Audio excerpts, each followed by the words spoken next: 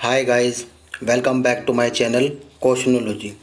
दोस्तों यहाँ पर आपको जीके जीएस के सभी इम्पोर्टेंट क्वेश्चन कवर कराए जाते हैं जो कि रेलवे के एग्ज़ाम में दोस्तों पूछे जाते हैं। जैसे RPF SI, RPF constable, RRB JE, RRB group D, loco pilot technician, paramedical, NTPC सभी एग्ज़ाम के लिए दोस्तों यहाँ पर जो प्रीवियस ईयर में क्वेश्चन पूछे जाते हैं वो कवर कराए जाते हैं और जिनके आगे आने के ज़्यादा चांसेस रहते हैं उन सभी स्टूडेंट के लिए दोस्तों ये वीडियो रहती है।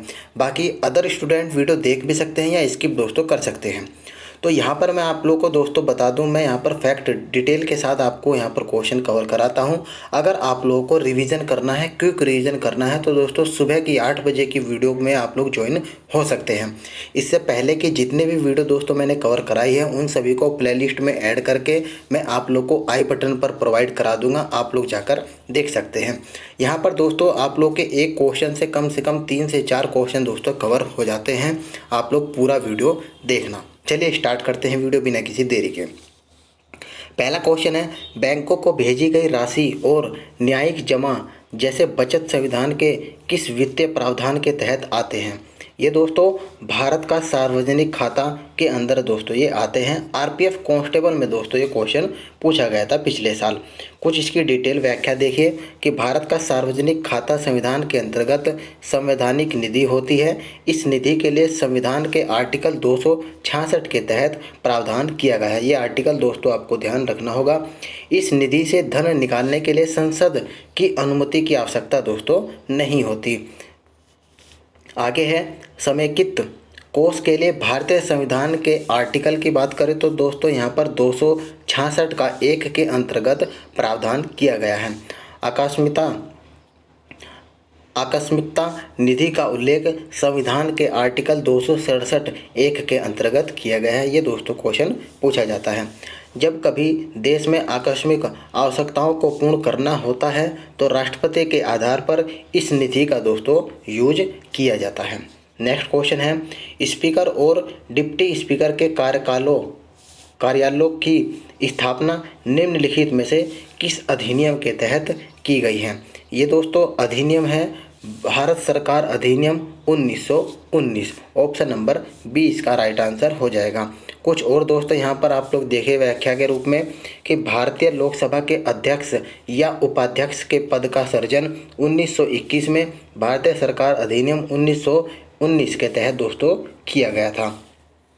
जीवी मावलंकर स्वतंत्र भारत के दोस्तों प्रथम अध्यक्ष थे लोकसभा के, और प्रथम उपाध्यक्ष दोस्तों कौन थे?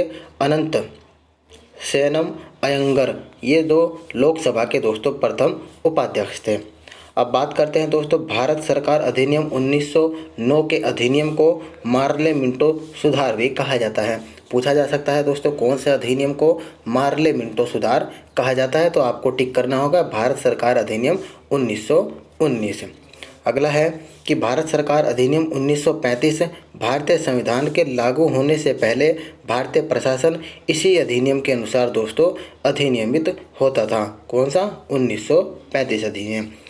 भारत स्वतंत्रता अधिनियम 1947 में इस अधिनियम के तहत ही भारत पाकिस्तान विभाजन की योजना तैयार की गई थी। किसके अंतर्गत? भारत स्वतंत्रता अधिनियम 1947 के अधिनियम। अगला क्वेश्चन है, निम्न में से सरकार को नियंत्रित करने के लिए जब वह साधारण नियमों का पालन नहीं करता, विपक्ष के सदस्यों द्वारा कौन सी असाधारण युक्ति का दोस्तों प्रयोग किया जाता है? तो ये किया जाता है दोस्तों point of order. Option number A इसका राइट आंसर होने वाला है, पॉइंट ऑफ ऑर्डर।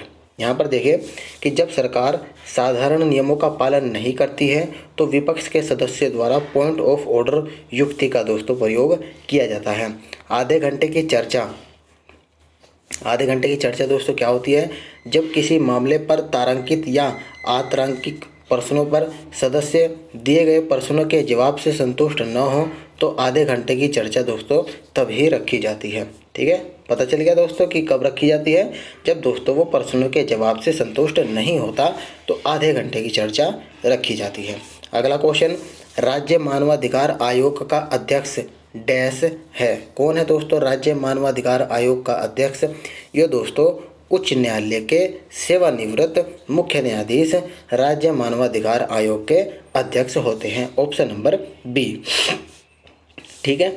और दोस्तों इस मानवाधिकार आयोग के गठन का प्रावधान कहाँ पर किया गया है? ये मानवाधिकार संरक्षण अधिनियम 1993 के तहत दोस्तों हुआ है। राज्य मानवाधिकार आयोग का अध्यक्ष उच्च न्यायालय का मुख्य न्यायाधीश होता है जो कि सेवानिवृत्त होता है। राज्य मानव अधिकार आयोग एक 3 सदस्यीय आयोग है जिसमें एक अध्यक्ष और शेष दोस्तों यहाँ पर सदस्य होते हैं। ठीक है। चलिए अब दोस्तों और भी यहाँ पर देख सकते हैं आप लोग कि राज्य मानवाधिकार आयोग केवल 7वीं अनुसूची की राज्य सूची और समवर्ती सूची से संबंधित मानवाधिकारों के उल्लंघन की जांच करता है। इसके अध्यक्ष और सदस्यों की नियुक्ति किसके द्वारा? राज्यपाल द्वारा, विधानसभा के अध्यक्ष, राज्य गृह मंत्री और विधानसभा के विपक्ष में नेता की जाती है। अगला क्वेश्चन है 5वां क्वेश्चन, कौन सा केंद्रीय प्रशासनिक न्यायाधिकरण मंत्रालय के अधीन आता है? ये दोस्तों कार्मिक मंत्रालय जो होता है ये केंद्रीय प्रशासनिक न्यायाधिकरण मंत्रालय के अधीन आता है। ऑप्शन नंबर डी बिल्कुल सही उत्तर हो जाएगा। व्याख्या देखिए, कार्मिक मंत्रालय केंद्र प्रशासनिक न्यायाधिकरण मंत्रालय के अधीन आता है। इस मंत्रालय के अधीन विभिन्न संकेतकों के आधार पर राज्यों के सुशासन का वर्णन करने के लिए सुशासन सूचकांक विकसित किया गया। सामाजिक न्याय और अधिकारिता मंत्रालय को कल्याण, सामाजिक न्याय और समाज के वंचित और निर्धन वर्ग जैसे कि अनुसूचित जाति, पिछड़ा वर्ग, विकलांग व्यक्ति, वरिष्ठ नागरिक और मादक द्रव्य के दुरुपयोग के शिकार आदि के सशक्तिकरण का काम दोस्तों सौंपा जाता है। अल्पसंख्यक मंत्रालय को अल्पसंख्यकों के संबंधित मुद्दों और विकास कार्यक्रमों की समीक्षा की सुविधा के लिए दोस्तों गठित किया गया है अल्पसंख्यक मंत्रालय को। अब अगला क्वेश्चन है कि भारत का राष्ट्रगान कब अपनाया गया? दोस्तों ये अपनाया गया था 24 जनवरी 1950 को। इससे संबंधित कुछ फैक्ट आप लोग देखिए कि दोस्तों भारत का राष्ट्रगान यानी कि जन गण मन संविधान सभा द्वारा 24 जनवरी 1950 को मूल रूप से बंगला में रचित संस्करण को हिंदी संस्करण में अपनाया गया था। राष्ट्रगान को पहली बार दोस्तों 27 दिसंबर 1911 को भारतीय राष्ट्रीय कांग्रेस के कोलकाता अधिनियम में गाया गया था। ये दोस्तों आप लोगों से पूछा जाता है, मार्क कर लेना। राष्ट्रगान को गाने के लिए 52 सेकंड का समय लगता है। मूल राष्ट्रगान दोस्तों जो बांग्ला में था उसके रचयिता रविंद्रनाथ टैगोर थे। राष्ट्रगान का हिंदी अनुवाद दोस्तों कैप्टन आबिद अली के द्वारा किया गया। आबिद अली और संगीतबद्ध कैप्टन राम सिंह ने किया था। ये भी पॉइंट दोस्तों आप लोग को बिल्कुल मार्क कर लेना है। अगला क्वेश्चन, संविधान सभा के लिए गठित मंत्रियों के दल की अध्यक्षता किसने करी थी? 4 ऑप्शन आपके सामने हैं। इसमें से दोस्तों जवाहरलाल नेहरू ऑप्शन सही होगा। संविधान सभा के लिए गठित मंत्रियों के दल की अध्यक्षता जवाहरलाल नेहरू के द्वारा की गई थी। सर्वप्रथम संविधान सभा की मांग M.N. रॉय के द्वारा दोस्तों कौन से ईस्वी में की गई थी? 1934 में करी गई थी। इसके बाद दोस्तों कांग्रेस पार्टी ने 1935 में आधिकारिक रूप से यह मांग उठाई जिसे अंग्रेजों द्वारा 1940 में स्वीकार कर लिया गया था। स्वीकार कब कर लिया गया? 1940 में। नेक्स्ट बात करते हैं, प्रारंभ में संविधान सभा के सदस्यों की संख्या दोस्तों 389 थी, परंतु विभाजन के बाद दोस्तों ये संख्या घट गई थी। घटने के बाद ये संख्या हो गई थी दोस्तों 299। ठीक है, 299 रह गई थी। संविधान सभा का अंतिम सत्र दोस्तों 14 से 24 नवंबर 1949 में दोस्तों आयोजित किया गया था। अंतिम सत्र पूछे तो आपको दोस्तों 14 से 24 नवंबर 1949 मार्क करना होगा। 26 नवंबर 1949 को संविधान सभा ने संविधान को दोस्तों पारित करके अपना लिया था। ठीक है, आप लोग देख सकते हैं दोस्तों कितने क्वेश्चन आप लोगों के यहाँ पर एक एक क्वेश्चन से कवर हो जाते हैं। नेक्स्ट क्वेश्चन है, रानी विक्टोरिया द्वारा भारतीय शासन को नियंत्रित किए जाने की उद्घोषणा कब करी गई थी? ये दोस्तों 1858 में दोस्तों करी गई थी। जब दोस्तों 1857 की क्रांति के दमन के बाद महारानी विक्टोरिया ने नवंबर 1958 को भारतीय प्रशासन को ब्रिटिश नियंत्रण में लेने की घोषणा कर दी थी। 1857 की क्रांति के बाद भारत में ईस्ट इंडिया कंपनी का शासन दोस्तों समाप्त हो गया था। पूछा जा सकता है कि ईस्ट इंडिया कंपनी का शासन कब समाप्त हुआ था। आगे है कि भारत के लिए एक बेहतर सरकार के जनक के रूप में 1858 के अधिनियम को विशेष योगदान माना जाता है। चलिए अगला क्वेश्चन, मद्रास और बॉम्बे की विधायी शक्तियों के विकेंद्रीकरण की प्रक्रिया किस अधिनियम द्वारा शुरू की गई थी? दोस्तों ये भारतीय परिषद अधिनियम 1861 के द्वारा शुरू की गई थी। Option number D. मुंबई और मद्रास प्रांतों के लिए कानूनी शक्ति का विकेंद्रीकरण की प्रक्रिया भारतीय परिषद अधिनियम 1861 द्वारा अपनाई गई। इस अधिनियम के तहत वायसराय की कार्यकारी परिषद दोस्तों यहाँ पर देखिए को पोर्टफोलियो प्रणाली पर चलाने वाली एक लघु कैबिनेट के रूप में रूपांतरित किया गया। पोर्टफोलियो नहीं दोस्तों, ये पोर्टफोलियो है, ठीक है। इस अधिनियम के तहत वायसराय को अध्यादेश जारी करने का अधिकार मिला था, ठीक है। अगला क्वेश्चन, किस आर्टिकल में वित्त आयोग को अर्ध न्यायिक निकाय के रूप में स्थापित करने का प्रावधान है? आर्टिकल 280 में दोस्तों अर्ध न्यायिक निकाय के रूप में स्थापित करने का प्रावधान दिया गया है। आरपीएफ एसआई में पिछली बार दोस्तों ये क्वेश्चन पूछा गया था। कुछ फैक्ट देखें दोस्तों जो कि हमारे एग्जाम के लिए इम्पोर्टेंट रहते हैं कि आर्टिकल 280 के तहत वित्त आयोग को अर्ध न्यायिक निकाय के रूप में स्थापित करने का प्रावधान किया गया था और वित्त आयोग की नियुक्ति दोस्तों प्रत्येक 5 वर्ष के लिए भारत के राष्ट्रपति के द्वारा की जाती है। पूछा जा सकता है कि किसके द्वारा की जाती है और कितने वर्ष के लिए की जाती है। वित्त आयोग एक संवैधानिक निकाय है जिसमें दोस्तों 5 सदस्य होते हैं। अध्यक्ष के साथ 5 सदस्य होते हैं। सदस्य भी आपसे पूछा जा सकता है। भारत के प्रथम वित्त आयोग का गठन केसी नियोगी की अध्यक्षता में दोस्तों कौन से सन में हुआ था? 1951 में किया गया था। आगे बात करते हैं। आर्टिकल 300 में दोस्तों बताया गया है कि भारत सरकार भारत संघ के नाम से संविधान द्वारा दी गई शक्तियों के आधार पर संसद या राज्य विधानमंडल भारत के डोमेनियम और संबंधित प्रांतों से संबंधित मामलों के संबंध में मुकदमा चलाया जा सकता है। आर्टिकल 101 के तहत बात करें तो दोस्तों इसमें प्रावधान किया गया है कि कोई भी व्यक्ति संसद के दोनों सदन का सदस्य नहीं हो सकता, ठीक है। ये बात आर्टिकल 101 में बताई गई है। यदि कोई व्यक्ति एक ही समय में दोनों सदन का दोस्तों सदस्य चुन लिया जाता है तो उसे एक या दूसरे सदन के स्थान को दोस्तों रिक्त करने के लिए संसद विधि द्वारा उपबंध करेगी, यानी कि दोस्तों दोनों में से एक ही उसको सिलेक्ट करना पड़ेगा। आर्टिकल 289 के तहत दोस्तों संविधान में शुद्ध आगम से किसी कर या शुल्क के संबंध में प्रावधान किया गया है। चलिए अगला क्वेश्चन है, नीति आयोग के अध्यक्ष कौन है? दोस्तों इस क्वेश्चन को मैं पहले भी करा चुका हूं। प्रधानमंत्री इसका सिंपल सा आंसर हो जाता है, लेकिन आपको कुछ और फैक्ट देखने हैं साथ साथ में। इस नीति आयोग को दोस्तों थिंक टैंक कहा जाता है, ये आपको ध्यान रखना है। और इसका गठन कब करा गया था? 1 जनवरी 2015 को इसका गठन किया गया था। और किसके स्थान पर? योजना आयोग के स्थान पर किया गया था।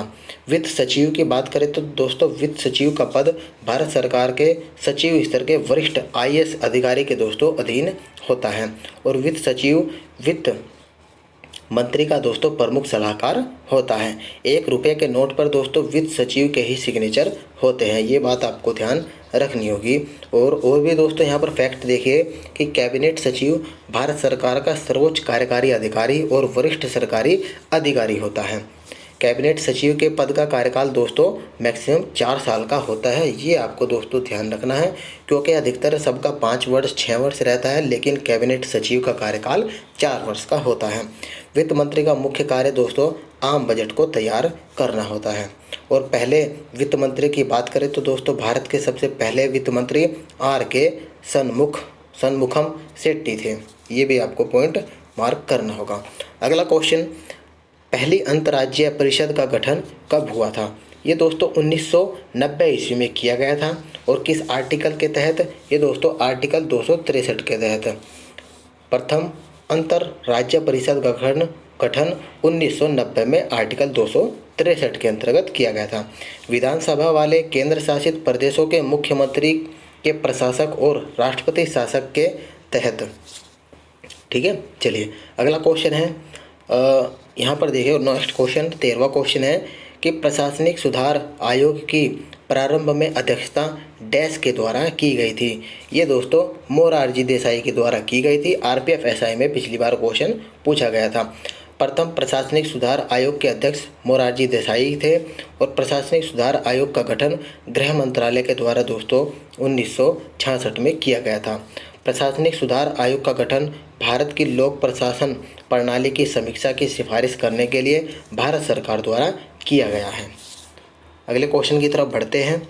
हमारा नेक्स्ट क्वेश्चन है कि राष्ट्रीय विकास परिषद की स्थापना कौन से वर्ष हुई थी। मार्क कर सकते हैं दोस्तों इस क्वेश्चन को। ये दोस्तों 1952 में इसकी स्थापना की गई थी। 6 अगस्त 1952 में दोस्तों राष्ट्रीय विकास परिषद का गठन किया गया था और इसका अध्यक्ष पूछ ले तो दोस्तों इसका अध्यक्ष प्रधानमंत्री होता है। प्रधानमंत्री के अतिरिक्त दोस्तों जो सभी केंद्रीय मंत्री, राज्यों के मुख्यमंत्री, केंद्र शासित प्रदेशों के प्रशासक और योजना आयोग के सदस्य दोस्तों इसमें शामिल होते हैं। अगला क्वेश्चन 15वां क्वेश्चन है कि मूल संरचना सिद्धांत का निर्माण किस ऐतिहासिक निर्णय के आधार पर किया गया था। ये दोस्तों किया गया था आप लोगों का केशवानंद भारती के आधार पर दोस्तों किया गया था, यानी कि ऑप्शन नंबर डी इसका राइट आंसर हो जाएगा, केशवानंद भारती केस। इसके कुछ और फैक्ट देखिए, जैसे कि दोस्तों ये कब हुआ था। मूल संरचना सिद्धांत का निर्माण केशवानंद भारती बनाम केरल राज्य मामले 1973 के आधार पर किया गया था। यह सिद्धांत संवैधानिक शक्तियों के अंतर्गत नहीं आता है। मूल संरचना के सिद्धांत की उत्पत्ति जर्मनी के संविधान में पाई गई है। ठीक है, ये मार्क कर लेना आप लोग दोस्तों। अगला क्वेश्चन है जीवीके राव समिति निम्नलिखित में से किससे संबंधित है। ये दोस्तों पंचायती राज से संबंधित है। ऑप्शन नंबर सी इसका राइट आंसर हो जाएगा। दोस्तों अगर इसके गठन की बात करें तो जीवीके राव समिति का गठन 25 मार्च 1985 को योजना आयोग के द्वारा किया गया था। इस समिति का संबंध पंचायती राज व्यवस्था से होता है। जीवीके राव समिति का मुख्य कार्य दोस्तों ग्रामीण क्षेत्र में विकास और गरीबी उन्मूलन, पंचायती राज के अंगों का प्रशासनिक निकायों का संबंध का अध्ययन कर उनकी सिफारिशें करना इसका कार्य था। उम्मीद करता हूं दोस्तों आप लोगों को कंटेंट अच्छा लगा होगा। कम समय में ज़्यादा क्वेश्चन आप लोगों के कवर हुए होंगे। वीडियो अगर आप लोग को इन्फॉर्मेटिव लगी होगी तो अपने फ्रेंड सर्कल में शेयर कर सकते हैं, वीडियो को लाइक कर सकते हैं। मिलते हैं आपको नेक्स्ट वीडियो में, तब तक के लिए धन्यवाद फ्रेंड्स।